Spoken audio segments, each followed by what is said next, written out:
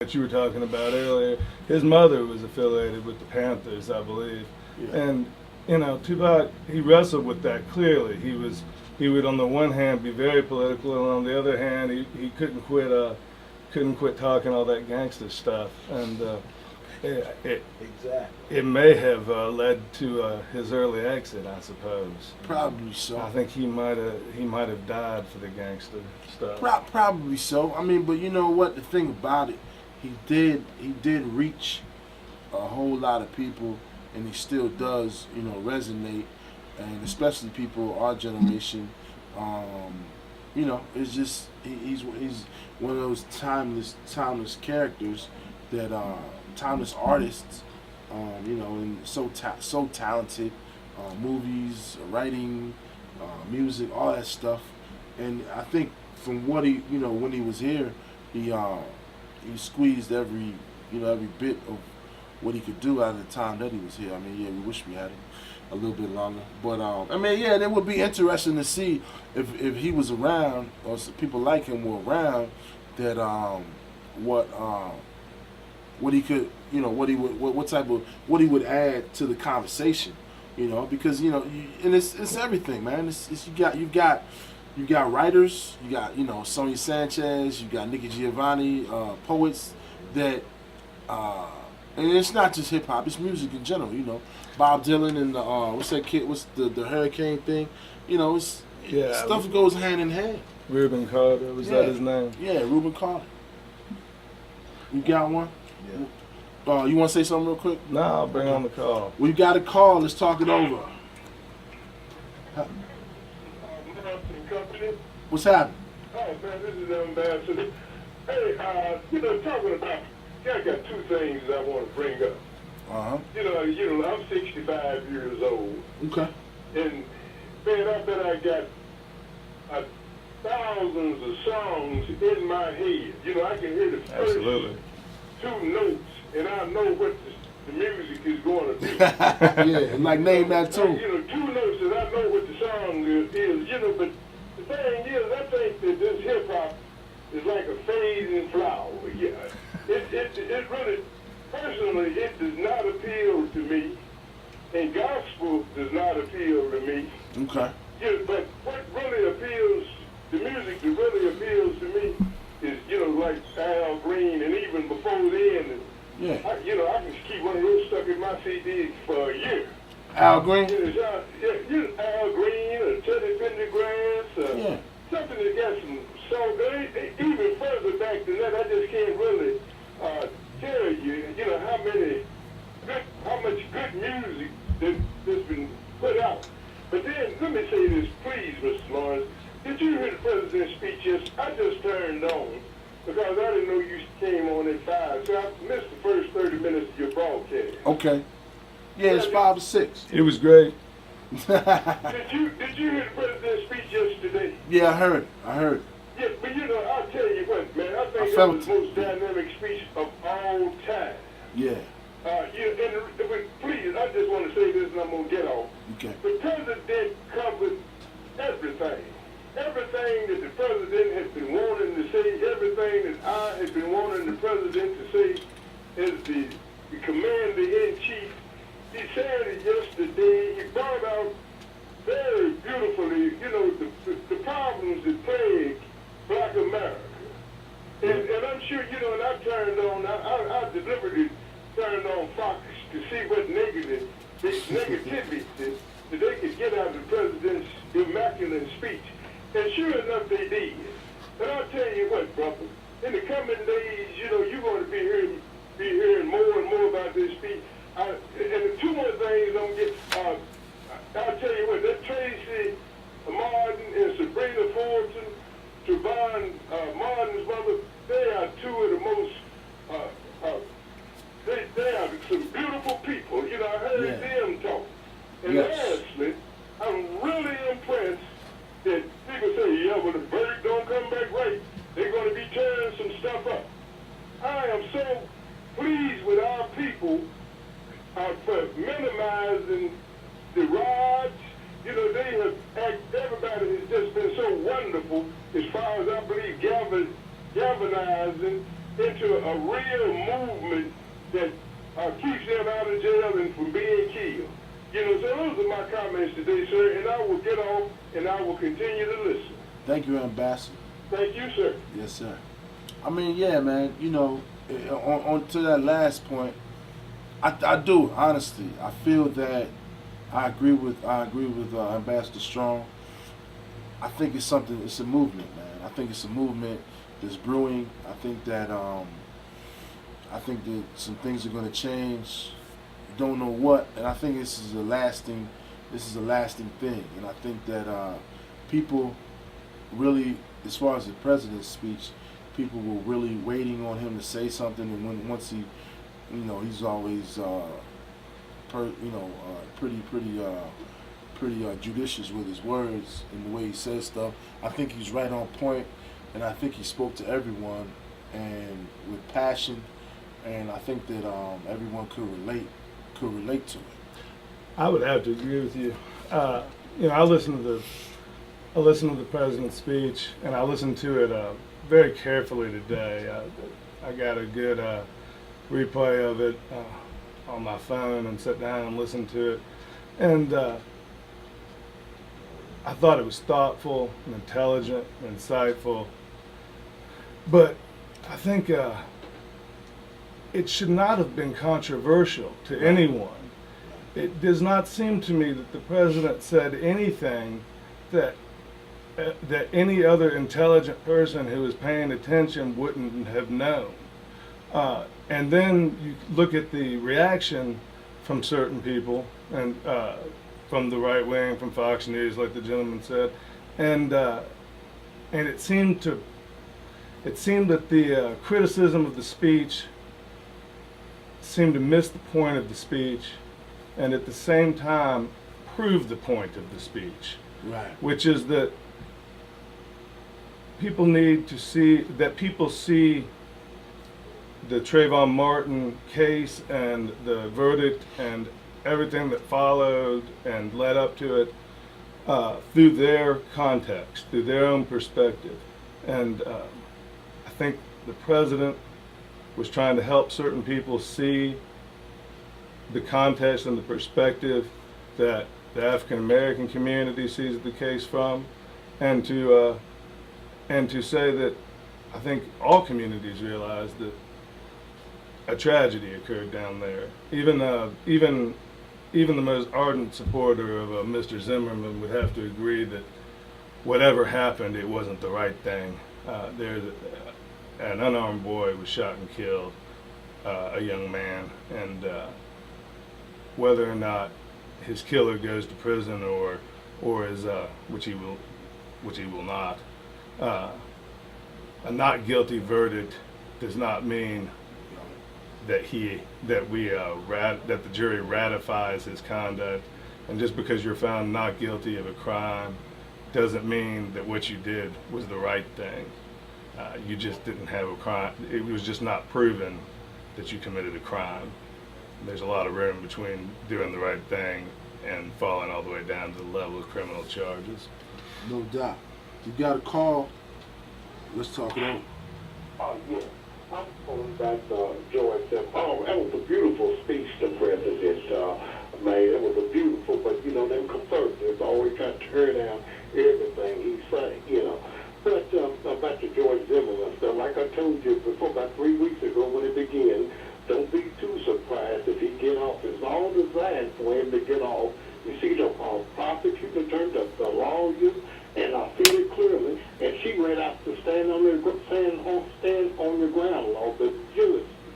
And some people on the conservative talk show yesterday said she did reach out to stand on the ground law, what they call a capital doctrine, and that's what he got off for. He knew what he was doing. You remember I told you what about last week or 2 weeks ago? Yeah, you said it. I said he knew what he was doing. He waited till they told him not to come, not to get out the car. He went on and got out the car and said, I'm going to have a chance to get him. It'd be hard to prove at night. It was raining. He was young and stuff. And time he went to court, he knew what he was doing. That's what he got away with. But God's looking after him. I don't hate him or nothing, but it's on his mind. And it's going to be arrest you like he killed an innocent person. You have a blessed day. All right, thanks. I mean, that's, you know, and that leads me to something too. I mean, I saw a bunch of people post, it was a whole lot of vitriol on Facebook and Twitter and all that other stuff, right? And people, but what caught my, I mean, that stuff, you know what, man, that right there, I mean, whatever, you know, whatever your opinion is, that's your opinion. Well, But when somebody says, to me, they said, because we've tried cases, sure, right? absolutely. And you won some, lost some, whatever, right? But when somebody says respect the verdict, to me that kind of that rubs me the wrong way. I'm like, okay, yeah, you know, you have to accept the verdict, but you can say I don't think that verdict was correct. There's nothing wrong with saying that. No, Obviously, not. we've all got to accept it. There's no question about that. Let me get. We're going to get these two calls and we get back to you, Mr. Nash. Let's talk it over. Yeah, hold on. Okay. Hello? Yes. Yes, good evening. I was enjoying your program, and Thanks. I've just tuned in. I heard Brother Strong speak. Yeah. But I have a question with you being in law. And I always thought that the jury, after the jury is selected, they go back, they go into trial, and they break to give a decision. And at that time they're sitting there, do they have the right to order law books? You can take that, Rich. Not usually. They're usually allowed to go back with anything that's been entered into evidence. They have the right to review evidence in the trial that has been entered in the trial, and they usually, well, they definitely have a set of jury instructions of the law sometimes, but generally any kind of written explanation or verbal explanation of those jury instructions are not allowed. Most questions the jury sends out get sent back, at least here in Louisville, Kentucky, get sent back without an answer. Okay, so let me get this straight. Now, you're saying they can go back and enforce anything relating to the trial, so they cannot request law books to look up the law or look up the charges that's been charged. So anyway, what I'm asking is, they go in ignorant. They going what? Ignorant. Ignorant? The law. No. Well, They go in with the evidence as presented in the trial, and juries get a very limited view of the evidence. That is for sure. They do not see and hear everything that everyone else in the trial does. So they go in purposefully ignorant on certain matters, for sure. But the law is explained to them in court, and then it's left up to 12 honest men and women, or in this case 6 down in Florida. 12 angry men. 12, that's the way it used to be, right? That's the way it seems sometimes when they're looking at you. Okay then, well, is there what has to be done to change that particular procedure? Because I feel like that's needed. Well, I mean, you know, you're talking about some constitutional stuff right there. You definitely have to be a change in the law. Yeah. So maybe you should contact your legislator. That's above our pay grade, I believe. Okay then. Okay, All right, brother. Thanks for the question. We got another one. Let's talk it over. Hello? Hello? Hello? Hello? Hello? Hello? Hello? Can you hear me? Yes. Okay, listen. This might sound trivial, tit for tat, but I just want to ask you a question and then make a statement. Right. When they were saying that Zimmerman didn't recognize Trayvon, but still, he said he was getting out of the car to locate where he was at. Wouldn't he know where he was at if he's supposed to know everybody in the subdivision? Okay, and then another thing, that Trayvon's father, not Trayvon, I'm sorry, Zimmerman's father said he's never been so proud.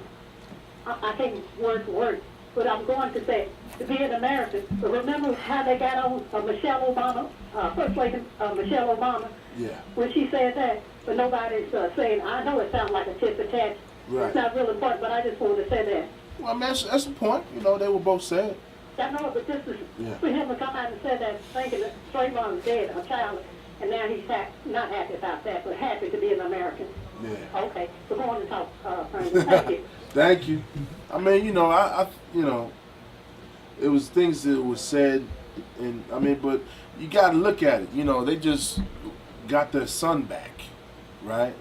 So I don't know. They might be a little more deeply invested in his future than you or I might be. Yeah, yeah. You know. You know, I mean, we've seen both. I mean, it was a rare thing, right? That you were. Well, I don't know if anybody was rooting for anybody, but you know, I usually don't root for the prosecution. No, and I have a hard time rooting for someone to go to prison. Right. It's just against my gut instincts. But Yeah. I'll tell you this. I don't know, and I don't know if anyone will ever know for sure what was going on in Mr. Zimmerman's head when this happened. And even giving him the benefit of the doubt and assuming that he didn't act with a racist or a bigoted intent, it seems that these folks that are his supporters after the verdict, they all seem to be sadly guided by a racist or bigoted intent. You know, why else would you take such interest in this case? Yeah. So why is this the single defendant that Fox News is lined up behind? Yeah, it was that's interesting. I guess that gives you some insight. We've got another call. Are you still there? Yes, sir.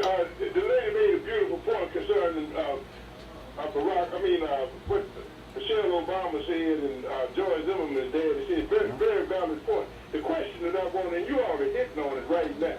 I've got people, colleagues of mine, that are actually angry at just what you all are talking about. Why are you all making such hoopla over this Trayvon Martin case when every day in Louisville, Kentucky, black on black crime, you know, we not hollering out on that. You know, and I have my own interpretation. Well, I'm back. You know what? Hoopla, but I do want to hear you guys' response to the critics to say that we're making a lot of hoopla over Trayvon Martin, but we're ignoring stuff going on in our own backyard. Please, gentlemen. Okay. All right, I'm going to get off and listen. All right, cool. I mean, I'll say this, all right? First of all, there's no such thing as black on black crime, okay? I mean, it's not going to put that to rest, but there's no such thing as black on black crime. Statistically, it's proven. Most crimes, violent or whatever, are committed against people that you know, people in your neighborhood, people that you're close to, right? It's just how it happens. And most of those crimes are intra-racial, meaning that you're going to commit a crime more than likely against someone that looks like you. That's black, Puerto Rican, Haitian, Zulu, German, Portuguese, what else is it? Italian? Whoever, okay? Caucasian, whatever you want to call it. Asian. I mean, you know, this black on black crime stuff is ridiculous. It's ridiculous for people to regurgitate that. It's ridiculous for white people, black people, anybody, because there's no such thing. All right? Most of the crimes, if you look at it, white guys kill white guys most of the time. Black guys kill black guys most of the time. So stop feeding into that crazy mess, man. You know, I mean, we see it all the time, Richard. It's not. I mean, it doesn't even. Maybe it sells newspapers or something like that, but you know, that's just the way it is, okay? And from my perspective, I don't think that not my perspective. Nobody is no group of people are any more prone to crime than anybody else. I mean, it might be a different type of crime, but no one is more prone to crime than anyone else. Now, if I'm talking about cultural group. Now, if you're talking about socioeconomic group, then that's where maybe the separation begins. Now, I mean, maybe we can call it poor on poor crime or middle class on middle class crime.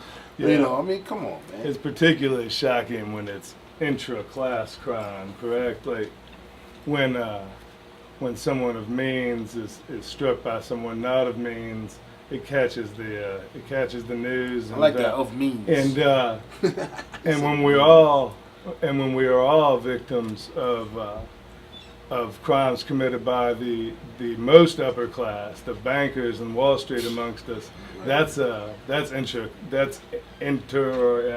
mixing up the words, but that's crime between the classes as well.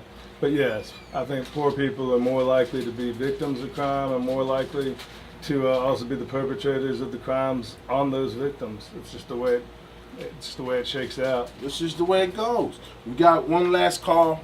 Let's talk it over. Gotta be quick, call. All right, thanks a lot. Enjoy your shows. Doing a great job out there. Thanks. Yeah, sure. Just wanted to make a comment as it pertains to President Obama's speech yesterday when he referred to denying context as it pertains to a lot of this particular issue, Trayvon Martin issue. I think that, bringing up these foolish notions about black on black crime as a defense, as a way to say that this isn't about race. Take a look at black on black crime. Right. Just another way of denying context. Thanks a lot. Thank you. I mean, yeah, man, people talking about, oh, well, you're not talking about Louisville. You're not talking about Chicago. People are talking about Chicago. People are talking about Louisville. Do you think that people like to live in crime areas? People, you live where you can afford to live. If you're in Chicago, if you can live on the Gold Coast, I'm sure you would live on the Gold Coast rather than Stony Island. Okay? I know that I have cousins that live in Stony Island. But, come on, man. Don't fall for the upset, man. Upset the setup, man. The element of surprise. I forgot who sang that. But anyways, that's hip-hop. That's old school hip-hop. And we're back to hip-hop. Full circle, right? It's like one of those comedians. Yeah, it's a callback. Yeah.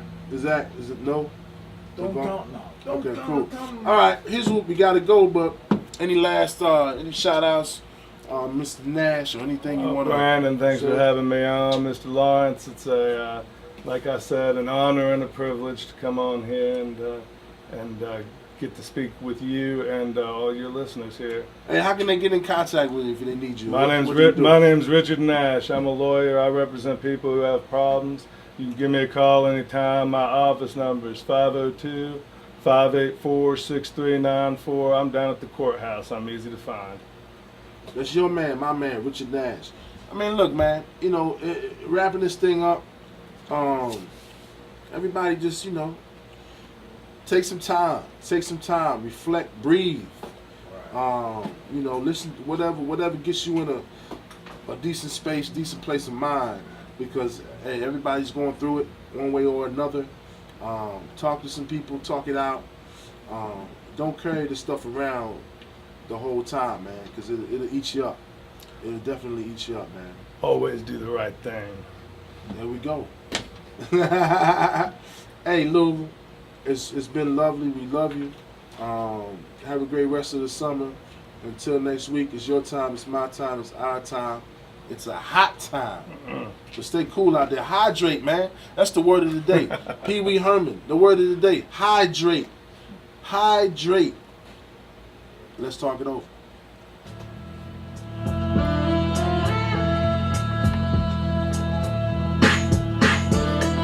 Yeah, man. Good show, man. Thanks, man. Thanks for doing That was fun. Now it's good. I'll come back. Yeah.